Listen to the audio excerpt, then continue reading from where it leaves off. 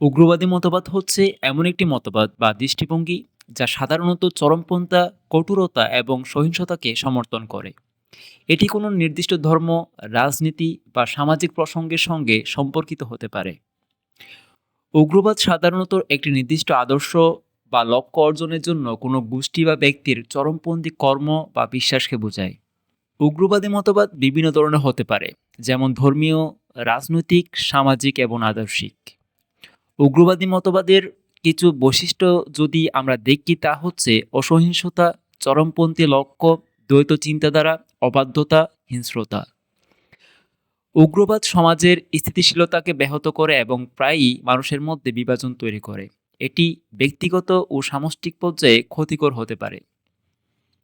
তাই উগ্রবাদ মোকাবেলায় শিক্ষা, সচেতনতা এবং পারস্পরিক সংলাপ অত্যন্ত গুরুত্বপূর্ণ। আজকের এই ভিডিওতে আমরা জানতে পারবো উগ্রবাদী মতবাদের কারণে আমরা কিভাবে বিভিন্ন সময় চরমভাবে ভুক্তভোগী হয়েছি বা হয়েছিলাম। ভিডিও শুরুতে বলেছিলাম উগ্রবাদী মতবাদ সাধারণত ধর্মীয়, রাজনৈতিক, সামাজিক বা আদর্শিক হতে পারে। বাংলাদেশ যেহেতু মুসলিম প্রধান দেশ, সুতরাং এই দেশে মুসলিমের সংখ্যাই বেশি হবে, এটাই স্বাভাবিক। এবং পৃথিবীতে প্রায়শই দেখা যায়, যেই দেশ ধর্মীয় অনুভূতিতে চলে সেই দেশের কিছু উগ্রবাদী লোক তাদের ধর্মীয় অনুভূতি অন্যান্য ধর্মাবলম্বীদের উপর উগ্র আচরণের মাধ্যমে প্রভাবিত করার চেষ্টা করে। আমরা যদি কিছু উদাহরণ দেখি, তাহলে দেখা যায় আমেরিকার মতো দেশে অনেক রাজনৈতিক গোষ্ঠী, বিশেষত কট্টর রক্ষণশীল কনজারভেটিভ গোষ্ঠী, ধর্মকে ব্যবহার করে তাদের নীতিমালা ও কর্মসূচি প্রচার করে। অনেক সময় ধর্মীয় নেতারা তাদের অনুসারীদের নির্দিষ্ট প্রার্থীদের সমর্থন করতে উদ্বুদ্ধ করেন। এটি নির্বাচনের ফলাফলে সরাসরি প্রভাব ফেলে। ধর্মীয় উগ্রবাদ আমেরিকায় সামাজিক বিভাজন তৈরি করে। উদাহরণস্বরূপ, খ্রিস্টান জাতীয়তাবাদ, ক্রিশ্চিয়ান ন্যাশনালিজম এমন একটি ধারণা প্রচার করে যেখানে খ্রিস্টান মূল্যবোধকে রাষ্ট্রের ভিত্তি হিসাবে তুলে ধরা হয়, যা অন্যান্য ধর্মাবলম্বীদের প্রতি অসহিষ্ণুতা তৈরি করতে পারে। বিভিন্ন সময়ে ধর্মীয় উগ্রবাদ থেকে সৃষ্ট সহিংসতা দেখা যায়। উদাহরণস্বরূপ, কিছু সন্ত্রাসী গোষ্ঠী ধর্মীয় মতাদর্শকে ব্যবহার করে সহিংসতা চালিয়েছে। ঠিক একইভাবে দেখা যায় কানাডায় 2017 সালের 19শে জানুয়ারি কুইবেক সিটির মসজিদে গুলিবর্ষণ করা হয় এবং যেখানে 6 জন নিহত হয়েছিল। আর জাপানের মতো একটি শান্তিপূর্ণ দেশও এর বাইরে নেই। 1995 সালে টোকিওর সাবওয়ে সিস্টেমে সারণ গ্যাস হামলা ছিল জাপানের ইতিহাসে ধর্মীয় উগ্রবাদের সবচেয়ে উল্লেখযোগ্য ঘটনা। এই হামলা চালায় ওম শিনরিকিউ নামের একটি চরমপন্থী ধর্মীয় গোষ্ঠী। এ ঘটনায় 13 জন নিহত এবং হাজারো মানুষ আহত হয়েছিল। এটি জাপানের জনগণ এবং সরকারের মধ্যে ধর্মীয় গোষ্ঠীগুলোর প্রতি অবিশ্বাসের জন্ম দেয়। সুইজারল্যান্ড সাধারণত একটি শান্তিপূর্ণ, ধর্মীয়ভাবে সহিংস দেশ হিসেবে পরিচিত, তবে ধর্মীয় উগ্রবাদের প্রভাব এখানেও একেবারে অনুপস্থিত নয়।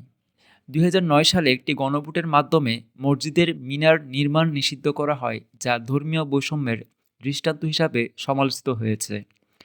মুসলিম নারীদের বুরকা বা নিকাব পরিধানের বিরুদ্ধে প্রাদেশিক আইন প্রণয়ন করা হয়েছে। সুইস পিপলস পার্টি এসবিপি এর মতে রাজনৈতিক দল অভিবাসন এবং ধর্মীয় চর্চার বিরুদ্ধে কঠোর অবস্থান নেয়, যা সমাজে ধর্মীয় বৈষম্য বাড়ায়। একই ধারাবাহিকতায় বাংলাদেশেও কিছু উগ্রবাদী মনোভাবের মানুষ রয়েছে যারা অতীত ও বর্তমানে আমাদের দেশে সুনাম কিংবা ভাবমূর্তি প্রতিনিয়ত নষ্ট করে যাচ্ছে। যেসব মুসলিম উগ্রপন্থী সংগঠন বাংলাদেশে সক্রিয় ছিল বা রয়েছে, যেগুলো বিভিন্ন সময়ে সন্ত্রাসবাদ, সহিংসতা এবং চরমপন্থী কার্যকলাপের সঙ্গে যুক্ত থাকার কারণে অভিযোগে আলোচিত হয়েছে, তার মধ্যে নাম্বার 1 হচ্ছে জামাতুল মুজাহিদিন বাংলাদেশ, সংক্ষেপে জেএমবি, যার প্রতিষ্ঠাকাল 1998 সালে এবং তাদের লক্ষ্য ছিল বাংলাদেশে শরিয়া আইন প্রতিষ্ঠা করা। এবং জেএমবির সবচেয়ে উল্লেখযোগ্য যে ঘটনা, তা হচ্ছে 2005 সালে দেশব্যাপী সিরিজ বোমা হামলা। এবং নাম্বার 2 হচ্ছে হরকাতুল জিহাদ আল ইসলামী বাংলাদেশ, যাদের প্রতিষ্ঠাকাল ছিল 1992 সালে। তাদের লক্ষ্য ছিল ইসলামী শাসন প্রতিষ্ঠা এবং তাদের উল্লেখযোগ্য ঘটনা হচ্ছে 2004 সালের 21শে আগস্ট গ্রেনেড হামলায় জড়িত থাকার অভিযোগ। এরপর 3 নম্বর হচ্ছে আনসার আল ইসলাম। তারা আল কায়েদার ভারতীয় উপমহাদেশের শাখার সঙ্গে সংশ্লিষ্ট ছিল বলে জানা যায় এবং তাদের কার্যক্রম ছিল ধর্মনিরপেক্ষ লেখক এবং ব্লগারদের উপর হামলা। এরপর 4 নম্বর হচ্ছে ইসলামিক স্টেটের আইএস সমর্থক গ্রুপ, যাদের কার্যক্রম বিভিন্ন হামলায় নিজেদের দায় স্বীকার, যদিও বাংলাদেশ সরকার আইএসের উপস্থিতি অস্বীকার করে এবং তাদের লক্ষ্য ছিল আন্তর্জাতিক খিলাফত প্রতিষ্ঠা। ৫ নাম্বার হচ্ছে আল্লাহর দল, যাদের প্রতিষ্ঠার সাল ছিল ১৯৯৫ এবং তাদের লক্ষ্য হচ্ছে ইসলামী শাসন প্রতিষ্ঠা এবং তাদের কার্যক্রম হচ্ছে চরমপন্থী ভাবাদর্শ প্রচার। ৬ নাম্বার হচ্ছে শহীদ হামজা ব্রিগেড, যাদের অবস্থান ছিল চট্টগ্রাম অঞ্চলে এবং তাদের কার্যক্রম ছিল অস্ত্র প্রশিক্ষণ এবং সামরিক কার্যক্রম। আমাদের পার্শ্ববর্তী কিংবা প্রতিবেশী দেশ হিসাবে যেহেতু ভারত রয়েছে এবং ভারত হচ্ছে একটি হিন্দু প্রধান রাষ্ট্র, আমরা জানি ভারত সবসময়ই বাংলাদেশের অর্থনৈতিক, রাজনৈতিক, ধর্মীয় কিংবা জাতিগতভাবে প্রভাব খাটিয়ে থাকে, যে কারণে প্রতিনিয়ত বাংলাদেশ বিভিন্নভাবে ক্ষতির সম্মুখীন হয়। আবার বাংলাদেশের কিছু হিন্দু ধর্মের ব্যক্তি, সংগঠন এবং রাজনৈতিক দলও চায় ভারত বাংলাদেশে হিন্দুত্ববাদের মডেল রেখা চালু করুক, যার কারণে এদেশে আমরা চাই না এমন অপ্রত্যাশিত ঘটনা প্রতিনিয়তই ঘটছে। যার বড় একটি এক্সাম্পল হচ্ছে ২০২৪ সালের ২৫শে নভেম্বর সম্মিলিত সনাতনী জাগরণ জোটের মুখপাত্র ও ইস্কনের বহিষ্কৃত নেতা চিন্ময় দাসকে রাষ্ট্রদ্রোহের অভিযোগে ঢাকা বিমানবন্দর এলাকা থেকে গ্রেপ্তার করা। পরদিন চিন্ময়কে চট্টগ্রাম আদালতে তোলা হয় এবং জামিন নামঞ্জুর করে কারাগারে পাঠানোর নির্দেশ দেওয়া হয়। এ খবর পেয়ে তার অনুসারী মুক্তির দাবিতে বিক্ষোভ শুরু করে এবং কারাগারে নিয়ে যেতে বাধা দেয়। এই পরিস্থিতি মোকাবেলায় পুলিশ লাঠিচার্জ, কাঁদানে গ্যাস, সাউন্ড গ্রেনেড এবং টিয়ারশেল নিক্ষেপ করে। পরে আদালত চত্বরে বিক্ষোভকারীরা বেশ কয়েকটি গাড়ি, মোটরসাইকেল ও কোর্ট বিল্ডিং কমপ্লেক্সের নিচতলায় এক আইনজীবীর চেম্বার ভাঙচুর করে। এছাড়া বিক্ষোভকারীদের ছোড়া ঢিলে আদালত মসজিদ কমপ্লেক্সের কাচ ভেঙে যায়। সংঘর্ষের এক পর্যায়ে আদালতের বিপরীতে রঙ্গম কনভেনশন সেন্টার এলাকায় আইনজীবী সাইফুল ইসলাম আলিফকে ধারালো অস্ত্র দিয়ে কুপিয়ে হত্যা করা হয়। যদিও এই ঘটনায় ইস্কনের সম্পৃক্ততা নেই দাবি করে ইস্কন বাংলাদেশ, কিন্তু সবকিছু বিবেচনা করলে দেখা যায় এই ঘটনায় ইস্কন ওতপ্রোতভাবে জড়িত। এই যে এত বড় একটি ঘটনা, যেটি ইস্কন সমর্থকদের উগ্রবাদিতার বড় উদাহরণ।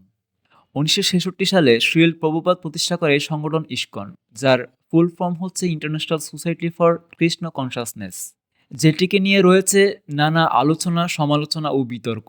আজকে জানবো তাদের সম্পর্কে, যেই সমালোচনা এবং বিতর্ক রয়েছে সে সম্পর্কে। নাম্বার 1 যেই বিতর্ক, তা হচ্ছে গুরু শিষ্য সম্পর্ক ও ক্ষমতার অপব্যবহার। কিছু ইস্কন গুরু এবং শিষ্যের মধ্যে অযাচিত ক্ষমতার সম্পর্ক তৈরি হয়েছে। গুরুরা কখনো কখনো শিষ্যদের মানসিক বা আর্থিকভাবে শোষণ করার অভিযোগ রয়েছে। ইস্কনের নেতৃত্বে দুর্নীতি ও ক্ষমতার অপব্যবহারের ঘটনা নিয়েও বিতর্ক রয়েছে। ২ নম্বর হচ্ছে শিশু নির্যাতন। ১৯৭০ থেকে ৮০-এর দশকে ইস্কনের পরিচালিত গুরুকুলগুলিতে শিশু নির্যাতনের ঘটনা প্রকাশিত হয়েছে। কিছু গুরু ও শিক্ষক মানসিক, শারীরিক এবং যৌন নির্যাতনের সঙ্গে জড়িত ছিলেন বলে অভিযোগ উঠেছে। এই বিষয়ে ইস্কন অনেকবার আইনি জটিলতায় পড়েছে এবং ভুক্তভোগীদের ক্ষতিপূরণ দিতে বাধ্য হয়েছে। ৩ নম্বর অর্থনৈতিক বিতর্ক। ইস্কনের কিছু সদস্য এবং সংগঠনের বিরুদ্ধে আর্থিক দুর্নীতি, সম্পত্তি দখল এবং দাতব্য তহবিলের অপব্যবহারের অভিযোগ উঠেছে। কিছু সমালোচক ইস্কনের অর্থনৈতিক কার্যক্রমকে অতিমাত্রায় দান এবং শিষ্যদের উপর নির্ভরশীল বলে অভিহিত করেন। ৪ নম্বর সাম্প্রদায়িক বিচ্ছিন্নতা। ইস্কন সদস্যদের ব্যক্তিগত ও সামাজিক জীবন থেকে বিচ্ছিন্ন করার অভিযোগ রয়েছে। অনেকে মনে করেন ইস্কন তার অনুসারীদের পরিবার ও সমাজ থেকে দূরে সরিয়ে একটি পৃথক সম্প্রদায় তৈরি করে। মনস্তাত্ত্বিক নিয়ন্ত্রণ। ইস্কনকে কাল্টের সঙ্গে তুলনা করা হয়, যেখানে সদস্যদের চিন্তাধারা নিয়ন্ত্রণ করা হয় এবং সংগঠনের প্রতি চূড়ান্ত আনুগত্য দাবি করা হয়।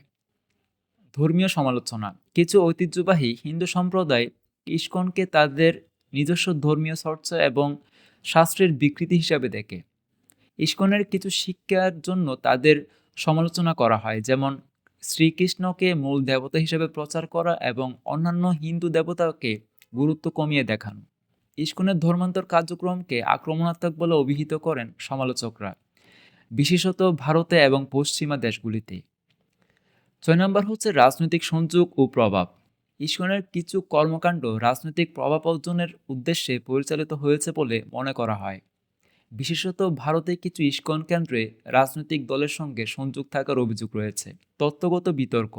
ইস্কনের শাস্ত্রীয় ব্যাখ্যাকে কিছু পণ্ডিত এবং অন্যান্য বৈষ্ণব গোষ্ঠী ঐতিহ্যবাহী হিন্দু ধর্মের মৌলিক শিক্ষার বিকৃতি বলে অভিহিত করেছেন। গবেষণা ও কাল্ট তত্ত্ব। কিছু সমাজবিজ্ঞানী এবং ধর্মীয় বিশেষজ্ঞ ইসকনকে কাল্টের সঙ্গে তুলনা করেছেন। তারা যুক্তি দেন যে এটি ব্যক্তিগত স্বায়ত্তশাসন হ্রাস করে এবং সংগঠনের নিয়মে বাধ্য করে। উগ্রবাদিতা রোধ করার জন্য একটি বহুমুখী ও দীর্ঘমেয়াদী কৌশল প্রয়োজন, যেখানে সমাজ, পরিবার, শিক্ষা, সরকার এবং আন্তর্জাতিক সম্প্রদায় সক্রিয় ভূমিকা পালন করে। নিম্নলিখিত পদক্ষেপগুলো উগ্রবাদ রোধে কার্যকর হতে পারে।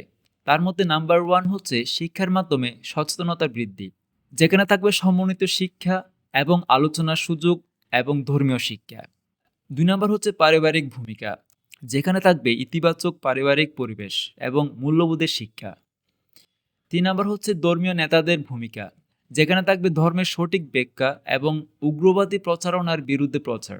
4 নাম্বার হচ্ছে সরকারের পদক্ষেপ, যেই সরকারি পদক্ষেপের মধ্যে থাকবে আইনি কাঠামো, বৈষম্য রোধ এবং পুনর্বাসন প্রোগ্রাম।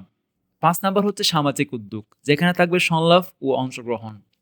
বিভিন্ন সম্প্রদায়ের মধ্যে সংলাপ ও যোগাযোগ বৃদ্ধি করা যায়, যাতে তাদের মধ্যে ঐক্যের গুরুত্ব বুঝতে পারে, এবং যুব সম্প্রদায়ের জন্য কর্মসূচি। 6 নাম্বার হচ্ছে ইন্টারনেট ও সোশ্যাল মিডিয়ার ভূমিকা, যেখানে থাকবে প্রচার নিয়ন্ত্রণ এবং ইতিবাচক প্রচারণা। 7 নাম্বার হচ্ছে আন্তর্জাতিক সহযোগিতা, যেখানে থাকবে তথ্য শেয়ারিং। উগ্রবাদী গোষ্ঠীগুলোর কার্যক্রম সম্পর্কে আন্তর্জাতিক পর্যায়ে তথ্য বিনিময় করতে হবে এবং সমন্বিত নীতি, উগ্রবাদ মোকাবেলার জন্য আন্তর্জাতিকভাবে সমন্বিত নীতি ও উদ্যোগ গ্রহণ করা। 8 নাম্বার হচ্ছে উগ্রবাদী মনোভাবের কারণ চিহ্নিত করা, অবিচার ও বৈষম্য রোধ করা, এবং এখানে থাকবে সংবেদনশীল পরিস্থিতি মোকাবেলা করা। 9 নাম্বার হচ্ছে সমাজের সহিংসতা ও বহুত্ববাদ চর্চা, যেখানে থাকবে সাংস্কৃতিক কার্যক্রম, সাংস্কৃতিক বৈচিত্র্য উদযাপনের মাধ্যমে সহনশীল বৃদ্ধি করা, এবং মিডিয়া প্রচার, যেখানে সহিংসতা এবং একতার বার্তা ছড়াতে গণমাধ্যমের ইতিবাচক ভূমিকা। এবং 10 নাম্বার হচ্ছে মানসিক স্বাস্থ্যসেবা, যারা হতাশায় ভুগছেন বা উগ্রবাদে আকৃষ্ট হচ্ছেন তাদের জন্য মানসিক স্বাস্থ্যসেবা এবং পরামর্শ সেবা প্রদান। পরিশেষে উগ্রবাদ রোধ একটি সমন্বিত প্রক্রিয়া, যা শিক্ষা, সচেতনতা, আইনি ব্যবস্থা এবং সামাজিক উন্নতির মাধ্যমে অর্জন করা সম্ভব। এটি একটি দীর্ঘমেয়াদী প্রচেষ্টা, যেখানে পরিবার, সমাজ, সরকার এবং আন্তর্জাতিক সম্প্রদায়ের সম্মিলিত ভূমিকা প্রয়োজন। সর্বোপরি আজকের এই ভিডিওতে তথ্যগত কিছু ভুল থাকতে পারে, যা অবশ্যই কমেন্ট সেকশনে কমেন্ট করে জানাবেন। যদি আপনি আমাদের চ্যানেলে নতুন হয়ে থাকেন, তাহলে অবশ্যই সাবস্ক্রাইব করে আমাদের পাশে থাকবেন। পরিশেষে সবার সুস্বাস্থ্য, সফলতা এবং মঙ্গল কামনা করছি। সবাই ভালো থাকবেন, সুস্থ থাকবেন। আল্লাহ হাফেজ।